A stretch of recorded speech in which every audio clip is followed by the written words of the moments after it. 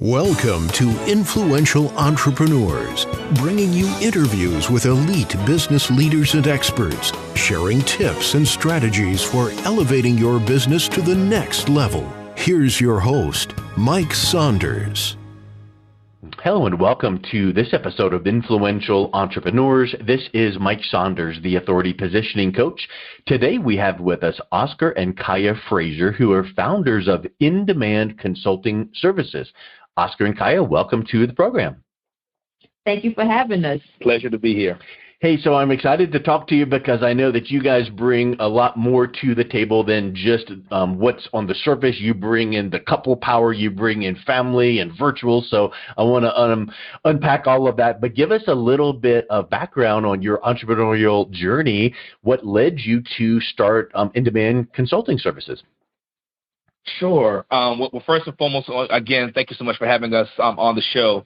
So NDemand Consulting morphed in 2004. And the reason why we use the word morphed is because it really started out as helping other entrepreneurs, right? Whether it be business plans, advice, ideas, etc. And then we started realizing, like, holy, you know what? I think we may be onto something here. And so we elected to then, get an organization and get incorporated, and it kind of took off from there. We found ourselves moving from the small business sector over to more of the federal space and the public sector. And when that happened, we were in the program management space and the cleared space for the federal folks who may be listening. We were heavy in the cleared space with a lot of federal agencies where we helped out everything from some recoupment processes from FEMA all the way through Secret Services. And then from there, we kind of started to find our own niche at that point. And what we found our niche to be is two sides. One is the global crisis management component, which is us going to various countries and teaching journalists how to avoid chaos during chaotic events, right? So what does that really mean?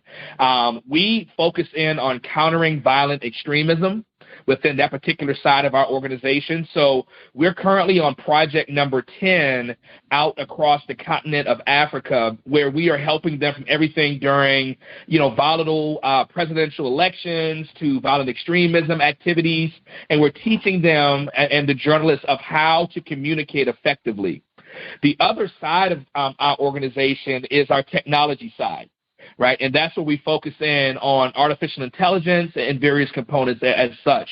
But I think one of the things, I don't want to do Kiya a disservice here, one of the things I think I'd like to talk about really is the not so fun stuff. I made everything sound really, really fluffy and friendly just now, but in the midst of all of that, Mike, we actually lost everything, right? And it was right when we first got married. So Kiya, did you want to kind of walk through like what happened during that journey?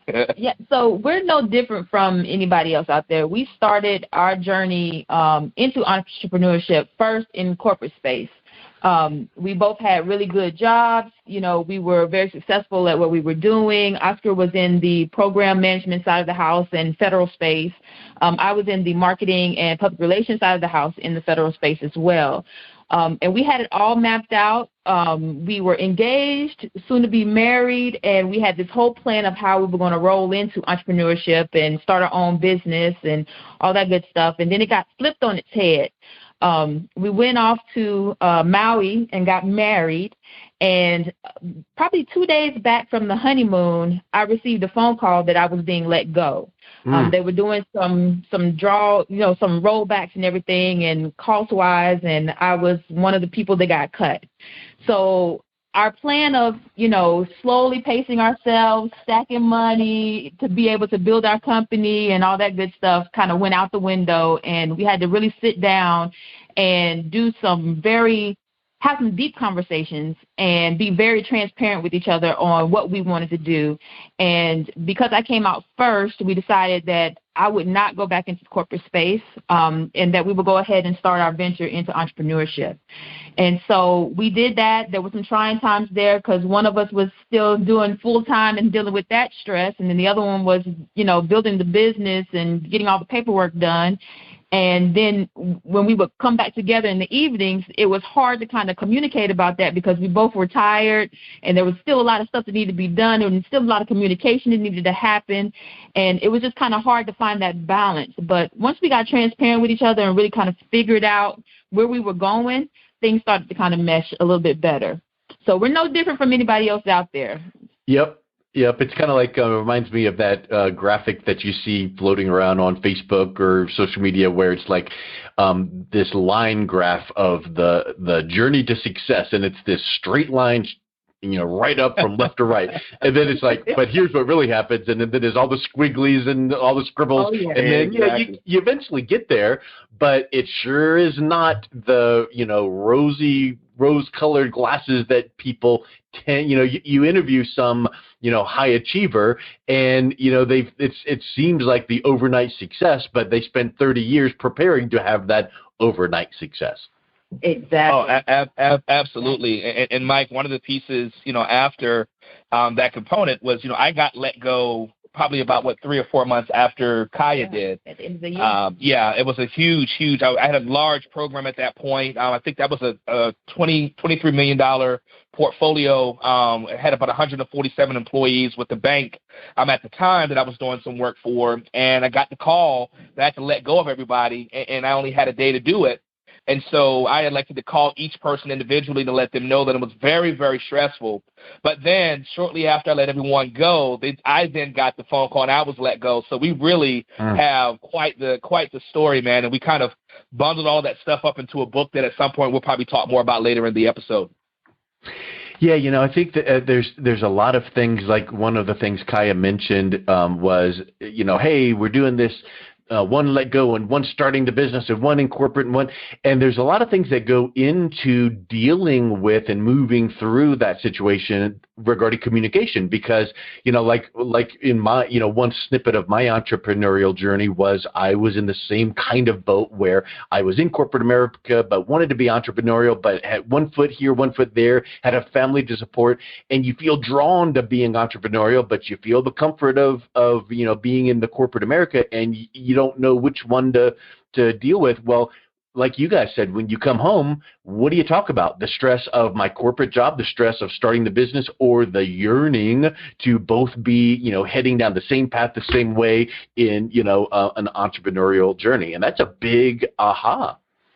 Yeah, Absolutely. Yeah. Yep. So what do you do? What is something that you guys discovered to help, other people, whether it's individual or couple, but how do you move through step by step through that process? So in our book that we wrote, Confessions, The Truth About Perfect Timing, we bundled that up into a 4-step process. And again, this is from trial and error. So this wasn't a Google kind of scenario. This was what actually worked for us. And from the interviews and conversations that we've had with other couples, it's worked for them as well. And so essentially, within Kiya, do you want to talk about the first step of it? Or? So the first step is being transparent. Really sitting down with your partner and deciding what you really want to do. Take away the corporate job, take away all the bells and whistles of everyday life, and really get honest about what do you see in your future.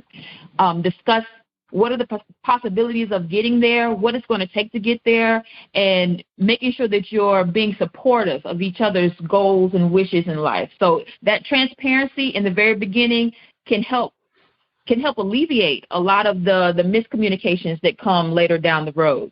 Yeah, absolutely. And in step 2, and this is where some of the pen and paper have to come out in all of our sessions with couple-preneurs, and it's called introspective analysis.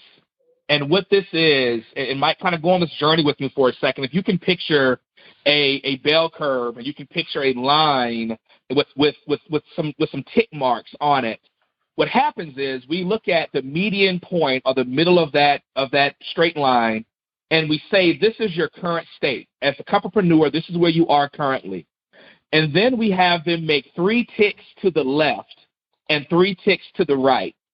The 3 ticks to the left represents -5, so 5 years ago, 10 years ago, 15 years ago. what we have the couple-preneur do is we have them talk about what were some of the things that you wanted to do, but you did not accomplish, and what were those excuses like? So 5 years ago, what did you plan to do that didn't work? What were those excuses? 10 years and 15 years. And then we look at 5 years forward, 10 years forward, and 15 years forward on the right side of your median point. And this is, what are the things that you're seeking to do, but you've learned from your mistakes in the past, and you've learned from those excuses, and how you're going to now resolve those in your 5, 10, 15-year trajectory. What that does is that begins to make an actual tactical step of how you're going to accomplish that goal of becoming whatever it is, right? If it's opening up a beauty salon, if it's opening up a law firm or a chiropractic firm, etc., these are your steps to do that, and here's why you were unsuccessful before, and this is how you're going to be successful in the future. This process of the introspective analysis often takes couples a few sessions and a few weeks to really go through it, because it is, I know for us, when we finally did this was very emotional for us, because I saw all of the things, minus 15 years ago that I should have done, but I had excuses about. And so to get through that was very, very muddy. It was a very trying time for us. But at the end of it, we really had a solid plan, which takes us to step 3 of actually taking action. Yeah, I think taking action as step 3 is one of the biggest hurdles for people after they've already, done the introspective analysis. They see where their excuses are. They set goals for the future. Now you have to take the action on it. There's a book called The 5-Second Rule that I really love by Mel Robbins, and she talks about how your brain can talk you out of things within 5 seconds. So if you want to take action, you have to get up and move right then and there, or else you'll start thinking of 700 different reasons why you shouldn't do something, right? So taking action, taking that leap, you'll hear people say, you hear entrepreneurs say, jump and don't worry about the parachute. This is another form of that. Like, go ahead and take the steps that you need to start moving forward. Absolutely. Yeah. And Mike, the final step here is to celebrate the wins. And we have learned this, and we are still learning this, that no matter how small that win is, when you're on your, couple-preneur or entrepreneurial journey, taking time to celebrate small wins count. And it also leads up to the big wins. And so as they're going through that tactical introspective analysis, looking at all those things you're going to be accomplishing and how you're going to get there, as we hit those milestones with the couple, or the individual as well for that matter, we stop and we physically celebrate, whether that's, going out to dinner, whether it's going to a happy hour, whether it's, going to get a cup of coffee, whatever that is that makes that person recognize a pause to smell the roses. That's what we do. And again, this was the 4-step process that we learned to do over the years that we've now put into a simplified version in our book. Yeah, I think the celebrate the wins is a huge point. Of course, we could spend 4.5 hours on that one point alone. But my thought when you said that is, make sure that it's not celebrate the wins with a capital W, capital I, capital N, capital S, meaning don't wait till the very end and the big ultimate grand win and celebrate that. Celebrate the mini wins, the little battles that get you closer to the win, because then that creates momentum. Have you noticed that as well? Yes. Absolutely. I remember one of the wins that we started when we first finished our introspective analysis was consistency wins. Yeah. It was small. It'd be like, okay, did you say your affirmations this morning? And if you did, let's take a moment just to celebrate that you actually said, and one of ours is like, I am whole, perfect, strong, powerful, loving, harmonious, and happy. And I said that every single morning. And in the beginning, it was hard because I wasn't used to doing it. Yeah. But then after a while, when we started celebrating it, it became this habit. And so, yes, it matters. Like those small wins, like to your point, Mike, with the lowercase WINS, it definitely counts. Yeah, because you think about even I read an article yesterday, I forget where, but it was talking about Well, maybe it was a podcast guest that's coming up, and they were talking about finances, and they were talking about. No, I remember you mentioned Mel Robbins. Because she contributes to Success Magazine. I read the latest issue of Success Magazine last night, and in there was one of the contributors talking about money, and they mentioned how to make some good money moves, and they mentioned Dave Ramsey, and he made famous the snowball effect, and so if you have 4 credit cards and one is $1,000, one is $2,000, 3 and 4,000, maybe the 4,000 has the highest credit interest rate. Well, you attack the 1,000 first, even though it might be the lowest, but you get that momentum, because when you can knock that one out, then it gives you the momentum to work on the other one. So I think that it's those inner kind of check the box. How soon can you check the box? It gets you closer to the goal. You see action happen first. I think that's a big piece for you're talking about in relationships and couple-preneurs. It applies to anything, any business project. I mean, you think about, here's this project we want to do in our business, and here's all the steps it takes to get there. Man, now guess what? You can't have 12 steps or 14 or 20 steps per project and have 3 projects going. You can't be celebrating every single little step, because when are you going to get the work done? You're going to be celebrating all the time. That's right. Absolutely. Yep. So what next? So let's think about this. When you guys got things going and kind of got that figured out, you started your business and working with businesses or entrepreneurs or technology and all of that. What was some of the challenges that you saw in building and then growing your business? I think one of the biggest challenges is the word consistency. I think for us, I can speak. I know on my end, I tend to be a bit of a big thinker, and I like to do and have all of these grandiose ideas, right? And I would try to blend a lot of that over to Kiya's lane, and Kiya's a lot more methodical in her thinking. So she's more like, okay, let's look at, you may have 10 things, Oscar, but let's look at the first one and figure out how do we get that actually done, and what are the steps to make it happen. And I think on my end, that was one of the first and most painful things for me, because I wanted to do it all at the same time. I have 10 ideas and I want to do it right now because they're all great ideas. And Kiya, why don't you think these are great ideas and all that stuff? And so I think consistency was one of the hardest parts. One of the things that is important for most entrepreneurs to understand, it's not going to be talent that actually gets you the business, to grow your business. We already know that you're smart, right? When you walk into a room and you say all your alphabet soup behind your name and it all sounds all shiny, the soon-to-be or potential client knows that you're a smart person. What they don't know yet is, why is it important to you? What's your why? Those sorts of things. And how do you display consistency to be able to get the job done? And I think that was one of the more difficult things for us, because coming from corporate and the larger companies, I mean, you can kind of walk into the room, say some alphabet soup, say a big name or a big corporation, and you get instant validity. And I think that was what we had to learn at the very beginning. Absolutely. Yeah, that's a really big point, is when you're selling B2B, business to business, in the old days, it was said you'll never get fired for choosing IBM. Well, why is that? Because they were the biggest and the best and respected, and they had all of the right things, and you chose that, and people didn't really question it. But hold on a second. If we really dig in deep, if you're choosing whatever vendor, it could be a vendor, it could be a service, but if you really dig in deep and go, well, hold on, we're not really getting the personal touch that we need, and we really need to have. So I think to your point, Oscar, when we can, you need to have that persona, that expertise, that authority, so that people even pay attention. But then at that point, they don't care. It needs to be all about them, the other person, not you. And it's been said, I heard this from a Brian Tracy seminar years ago, what's everyone's favorite radio station?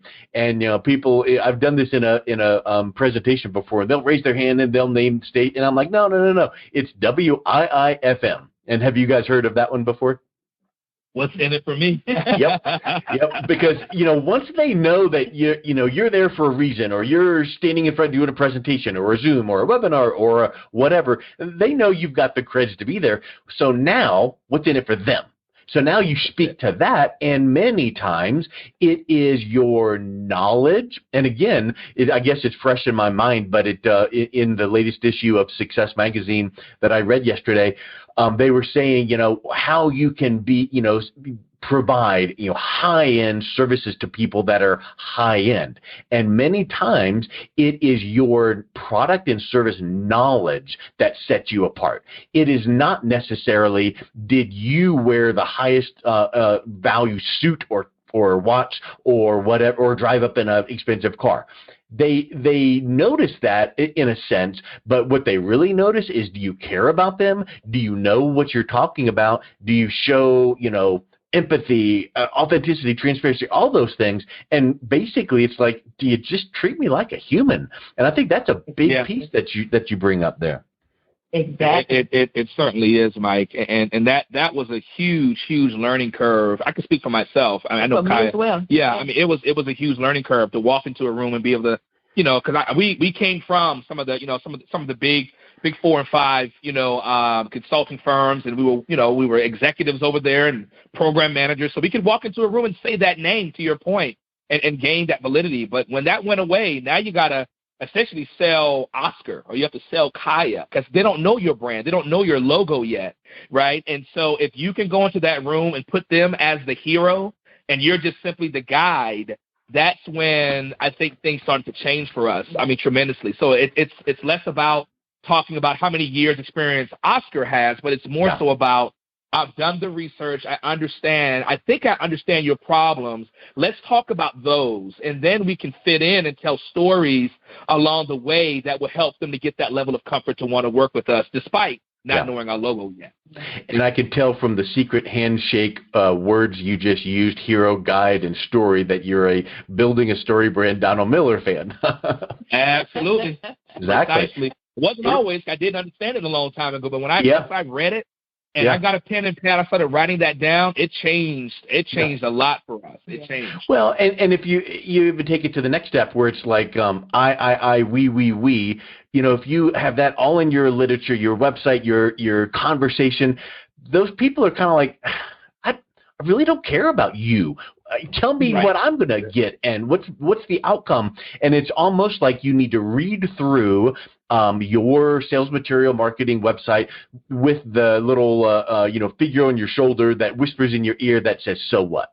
So if your headline says whatever, your reader is going to say, so what? And you need to be able to back that up with, well, you're going to experience the years of blah blah blah that we can bring to you to help you achieve. And yes, you have to say the words we and I mean, of course, but the focus needs to be, what's the outcome? What are you going to get? And I've been there, done that, and you know what? I've made a bunch of mistakes. And I actually might be one or two steps ahead of where you're at right now, but I can guide you through. I'll figure it out along with you. I can tell you where some of the bends in the road and the roadblocks are. And I think that when people see that, I think that really makes a huge difference in your interactions. Absolutely. Agreed. It helps to build that trust, too, with clients. Oh, what was that? I said it helps to build trust, too. Yes. So much of business is built on trust nowadays. So it helps to kind of solidify that trust.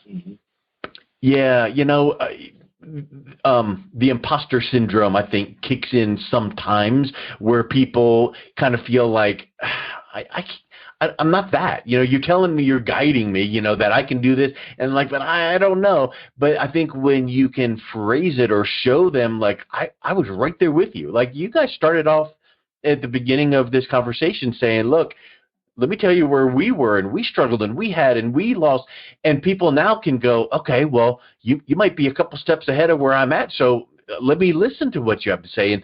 And yeah, that trust is there. And you know what?